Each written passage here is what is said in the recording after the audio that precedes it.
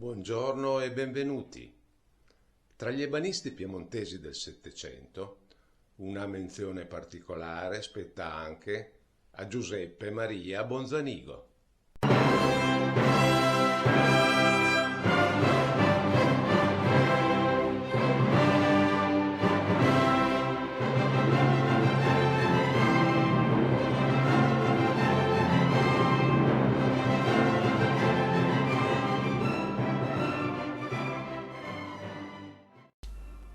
Giuseppe Maria Bonzanigo, nato ad Asti il 6 settembre 1745, appartiene a famiglia di intagliatori in legno e costruttori d'organo. L'origine della famiglia è probabilmente lombarda o ticinese, stabilitasi in Piemonte nel XVIII secolo. La prima formazione avviene presumibilmente in ambito dell'impresa paterna, poi la probabile parentela con Pietro Piffetti lo porterà presso la di lui bottega. Nei conti della Real Casa di Torino compare per la prima volta nel 1773. L'anno dopo entra a far parte della Compagnia di San Luca, l'Accademia dei pittori, scultori e architetti di Torino.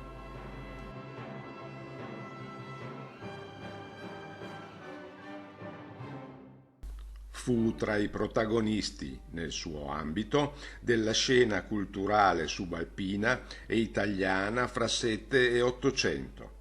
La sua produzione, con centinaia di opere realizzate nell'arco di quasi 60 anni di attività, va dai prestigiosi mobili per la corte sabauda alle microsculture per l'aristocrazia e la borghesia torinese.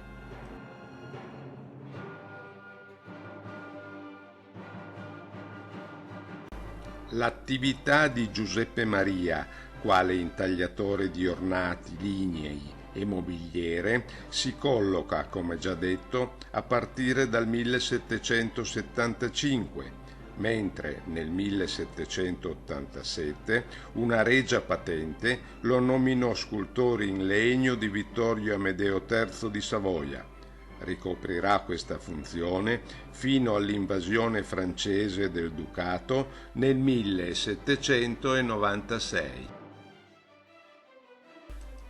Negli anni '80 Bonzanigo fu direttamente coinvolto nell'architettura degli interni, a capo di una bottega ben organizzata e impegnata nel Palazzo Reale di Torino e nelle residenze di Moncaglieri, Stupinigi, Rivoli e Venaria.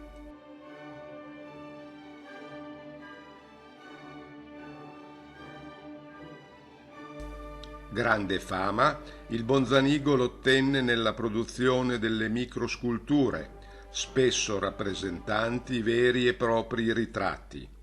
La notorietà dell'intaglio minuto si consolida nell'ultima parte del Settecento, durante la fioritura dell'arte Ancien Régime in Piemonte. Durante la dominazione francese, il Bonzanigo lavora per Napoleone e l'imperatrice Giuseppina. Con la caduta di Napoleone e il ritorno della famiglia Savoia, riprenderà le sue funzioni di ebanista reale. Nei suoi lavori Bonzanigo conferma la dichiarata adesione al gusto francese Luigi XVI, che nei mobili intagliati e scolpiti degli anni '70 si rifà, secondo l'imperante gusto neoclassico, al repertorio ornamentale antico: ovoli, perlinature, greche, trofei, falci, faretre, rosoni, foglie d'acanto e d'alloro, festoni vegetali. Nella sua lunga attività a corte ebbe sostanzialmente il ruolo di maître sculpteur, che disegnava ed eseguiva le decorazioni intagliate e scolpite sui mobili, secondo modelli più o meno direttamente ispirati ai repertori degli ornamentisti, che tanta parte ebbero soprattutto nel Settecento maturo nella formazione e nella diffusione di quello che a Parigi era definito il nouveau goût, con la frequente aggiunta dell'espressione à la grecque.